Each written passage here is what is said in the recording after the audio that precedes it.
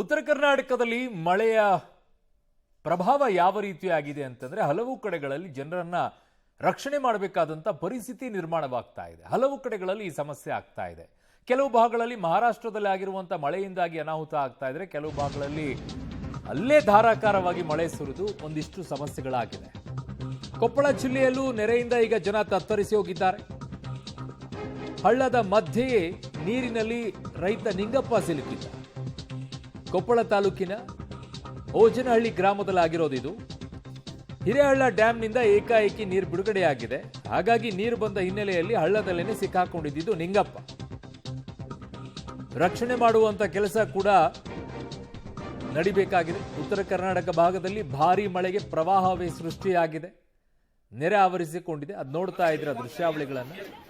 ಸಾಮಾನ್ಯವಾಗಿ ಈ ಭಾಗದಲ್ಲಿ ಅತಿ ಹೆಚ್ಚಾಗಿ ನಡೆಯುತ್ತೆ. ಆ ಕಡೆ ಕುರಿ ಕಾಯಿಸೋರು ಹೋಗಿರ್ತಾರೆ, ಮೈಸಕ್ಕೆ ಹೋಗಿರ್ತಾರೆ, ಅವರು ಕೂಡ ಅಲ್ಲೇ ಸಿಕ್ಕಾಕೊಂಡಿರ್ತಾರೆ. ಅವುಗಳನ್ನೆಲ್ಲ ರಕ್ಷಣೆ ಮಾಡಿರುವಂಥದ್ದು ಹಿಂದೆ ಎಲ್ಲ ನೋಡಿದ್ದೀವಿ. ಈಗ ಹಳ್ಳದ ಮಧ್ಯದಲ್ಲಿ ಸಿಕ್ಕಾಕೊಂಡಿರುವಂಥ ವ್ಯಕ್ತಿಯನ್ನು ನೋಡ್ತಾ ಇದ್ದೀರಾ. ಏಕಾಏಕಿಯಾಗಿ ನೀರು ಬಂದ್ಬಿಟ್ಟಿದೆ, ಸೊ ದಾಟಕ್ಕಾಗ್ತಾ ಇಲ್ಲ. ಪರದಾಡುವಂಥ ಪರಿಸ್ಥಿತಿ ಈಗ ನಿರ್ಮಾಣವಾಗಿದೆ. ಆ ವ್ಯಕ್ತಿಯ ಹೆಸರು ನಿಂಗಪ್ಪ ಅಂತ ಹೇಳಿ. ಹಿರೇಹಳ್ಳ ಡ್ಯಾಂನಿಂದ ಏಕಾಏಕಿಯಾಗಿ ನೀರು ಬಿಡುಗಡೆಯಾದ ನಂತರ ಓಜನಹಳ್ಳಿ ಗ್ರಾಮದ ಈ ವ್ಯಕ್ತಿ ಅಲ್ಲೇ ಸಿಕ್ಕಾಕೊಂಡಿದ್ದಾರೆ.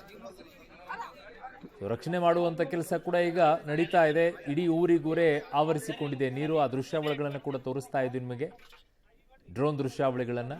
ಜೊತೆಗೆ ಜಮೀನುಗಳೆಲ್ಲ ಕೂಡ ಈಗ ಸಂಪೂರ್ಣವಾಗಿ ಜಲಾವೃತವಾಗಿ ಹೋಗಿರೋದು. ಊರಿಗೂ ಕೂಡ ನೀರು ನುಗ್ಗಿರೋದ್ರಿಂದ ಜನ ಪರದಾಡ್ತಾ ಇದ್ದಾರೆ.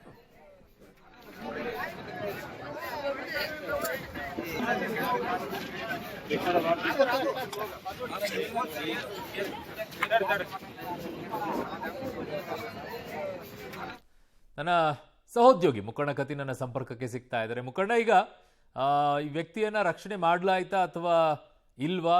ಹೇಗೆ ಸಿಕ್ಕಾಕೊಳ್ತಾರೆ ಅಂತೇಳಿ ನೀರು ಬರ್ತಾ ಇದೆ ಅಂತಂದಾಗ ದಾಟ್ಕೊಂಡು ಬರುವಂತ ಪರಿಸ್ಥಿತಿಯಲ್ಲಿ ಇರೋದಿಲ್ವಾ? ಆ ಸಂದರ್ಭದಲ್ಲಿ ಹೇಗಿರುತ್ತೆ ಪರಿಸ್ಥಿತಿ ಅಂತ?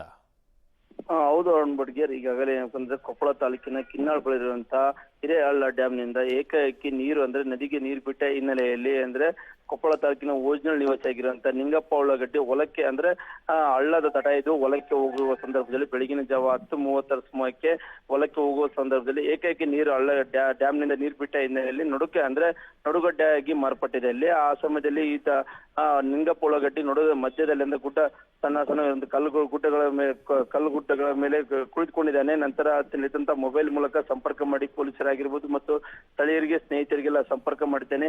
ಈಗಾಗಲೇ ಪೊಲೀಸರ ಕೊಪ್ಪಳ ಗ್ರಾಮೀಣ ಠಾಣೆಯ ಪೊಲೀಸರಾಗಿರ್ಬೋದು ಮತ್ತು ಅಗ್ನಿಶಾಮಕ ಇಲಾಖೆಯ ಸಿಬ್ಬಂದಿಗಳು ಆಗಲೇ ಬಂದು ಈಗಾಗಲೇ ಬೋಟ್ ಮೂಲಕ ಸಹಾಯದಿಂದ ನಿಂಗಪ್ಪನ ಅಲ್ಲಿ ಸಂಪರ್ಕ ಮಾಡಿದ್ದಾರೆ. ಈಗಾಗಲೇ ನಿಂಗಪ್ಪನ ಬಳಿ ಈಗಾಗಲೇ ಬೋಟ್ ಹೋಗಿದೆ. ಈಗಾಗಲೇ ಇನ್ನೊಂದು 5-10 ನಿಮಿಷದಲ್ಲಿ ನಿಂಗಪ್ಪನನ್ನ ರಕ್ಷಣೆ ಮಾಡಿ ಈಗ ಗ್ರಾಮಕ್ಕೆ ಕರೆದುಕೊಂಡು ಬರುವಂತ ಕೆಲಸ ಆಗ್ತಾ ಇದೆ ಅಂತ ಹೇಳ್ಬೋದಾಗಿದೆ. ಓಕೆ ಮುಖಂಡ ಕತೆ, ನಿಮ್ಮೆಲ್ಲ ಮಾಹಿತಿಗೆ ಧನ್ಯವಾದಗಳು.